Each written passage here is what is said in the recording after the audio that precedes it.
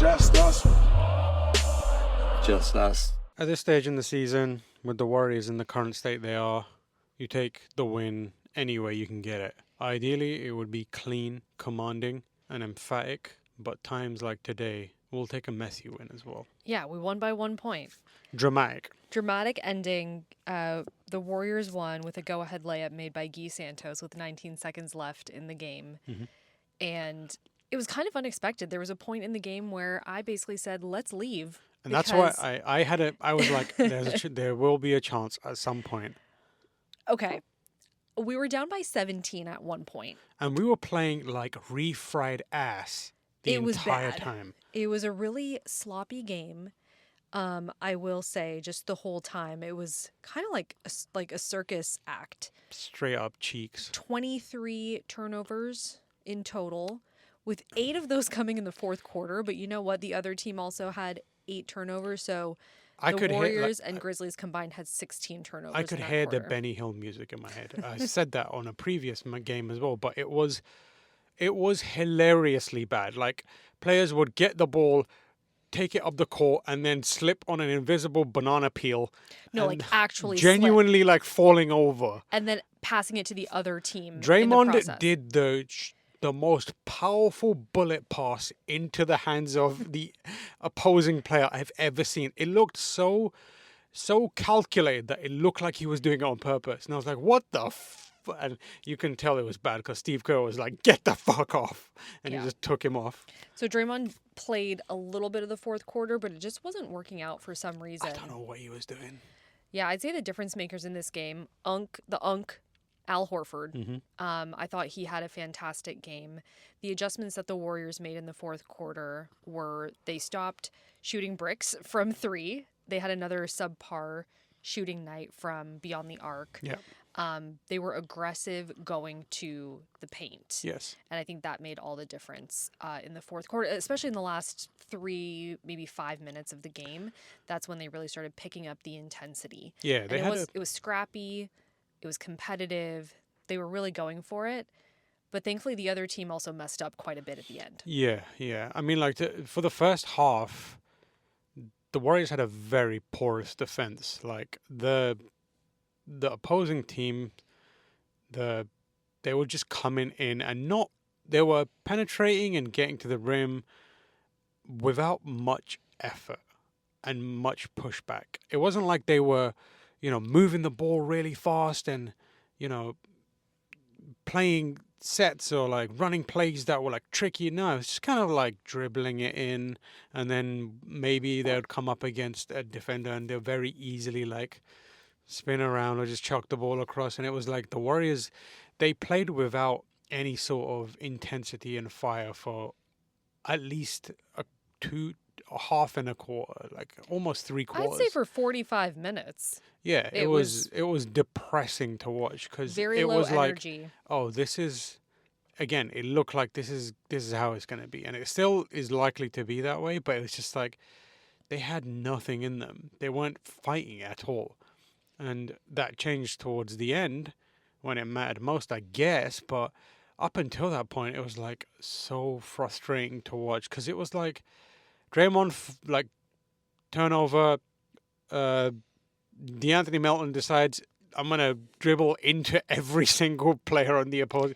He really was driving into traffic. He was like, everyone is there. I want to be there too. And he just took the ball with him. And it was like, Mel, what are you doing? You're better than this. There were so many jump balls. And that's when like players were just dribbling into traffic and then stopping their dribble. Yeah. And that was actually the last sequence of the game. Yeah. DeAnthony Melton got caught up in a jump ball situation. He got the ball. He tipped it to Al Horford. Mm-hmm. Al Horford drove to the basket, got caught in traffic, fell over. In the process, passed it to Gui Santos, who not even passed it. He just like lifted the ball up and and he was on the ground. Let it go. And Gui just came and scooped it up. Yeah, the savior of the day. And Gui Santos made a layup. Should have been an and one. Yep. So the Warriors took the lead 114-113 with 16 seconds to go. Let's talk about that last possession that the Grizzlies had. For 16 seconds, I don't know what they were doing. That was the true circus There was act. good defense. Yeah, good defense. From the However, Warriors.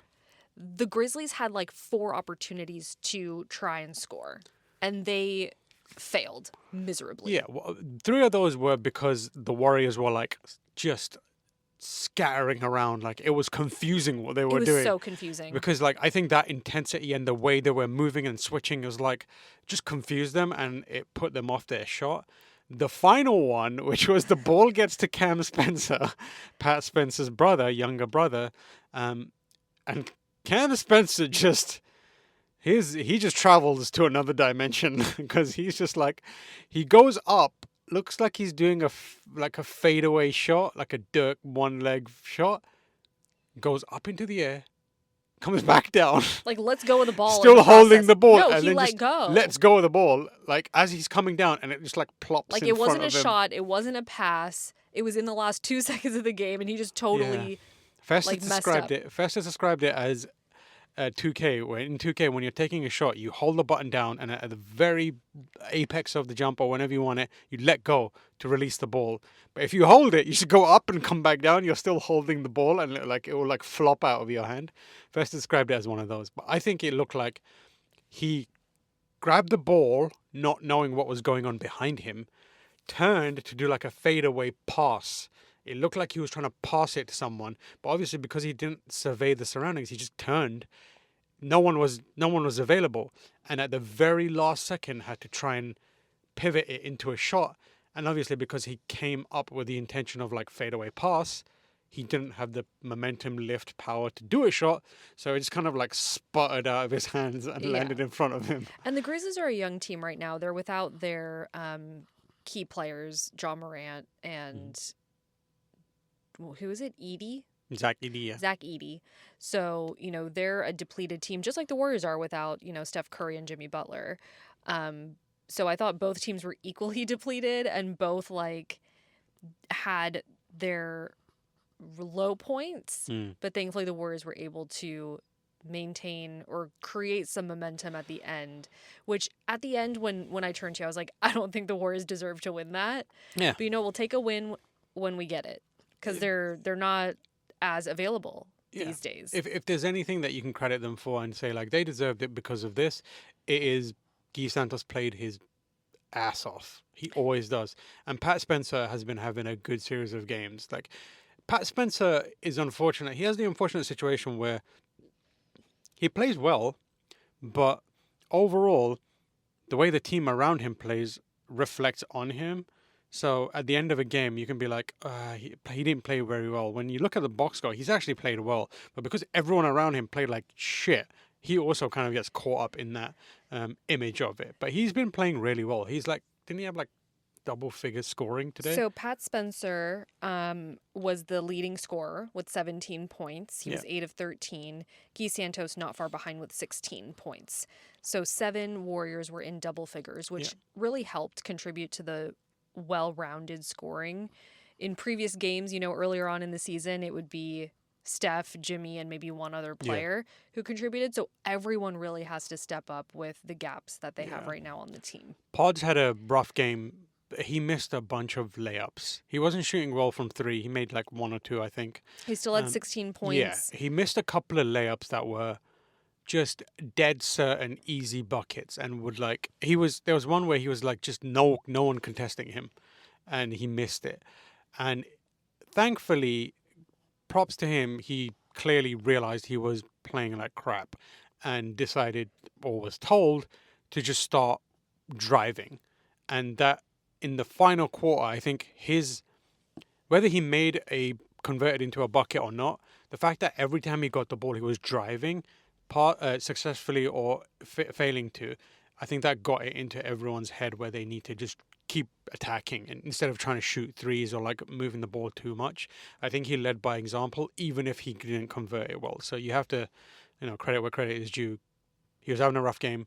He helped his team understand what needed to be done by trying to do it. Exactly. Let's talk about our boobies and butthole as a reminder for everyone. It's basically like rose and thorn, peak and pit. It's just our branded version of that. Boobies are good, butthole's bad. Let's start with the butthole for you. Just general play. Like I think the main butthole was Draymond for me. Okay. I don't know what he's up to. Draymond has like great games sometimes, and then he has a series of bad games. I think he's in a series of bad game stretch right now. I just don't.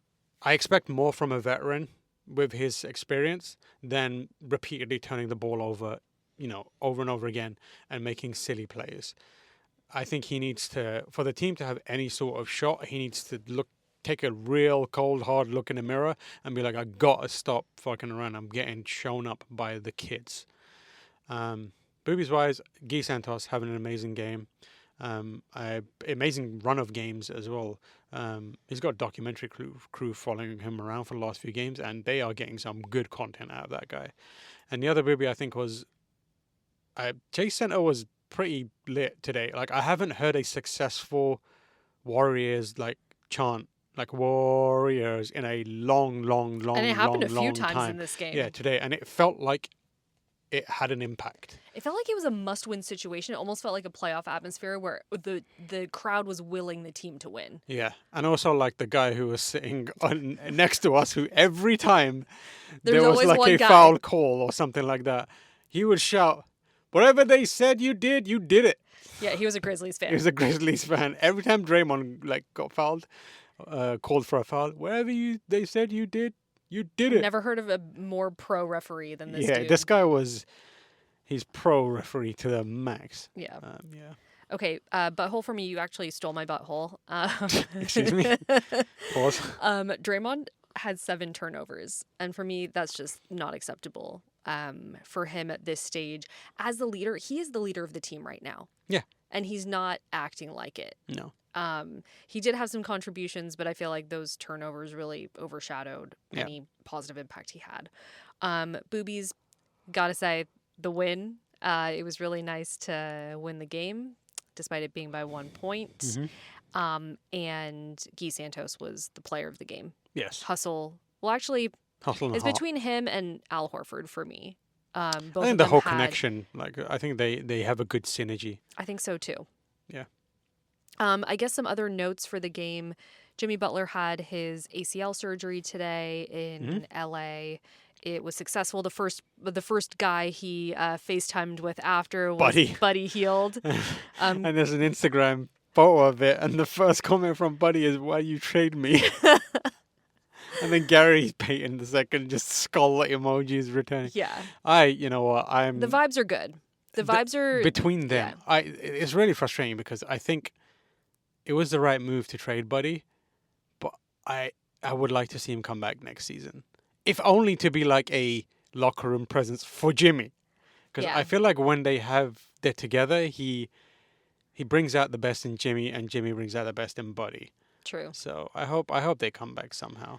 And the other note is Steph Curry will not be playing in the All-Star game. He's resting. He's going to be resting with his runner's knee. Which is good because if they're going to try the next post All-Star break, they got to lock in. They have to lock in. The only chance they have is playing around Steph being healthy and Steph playing well. To give them the best chance of getting that and maybe making it into the playoffs, Steph needs to be as healthy as he can be.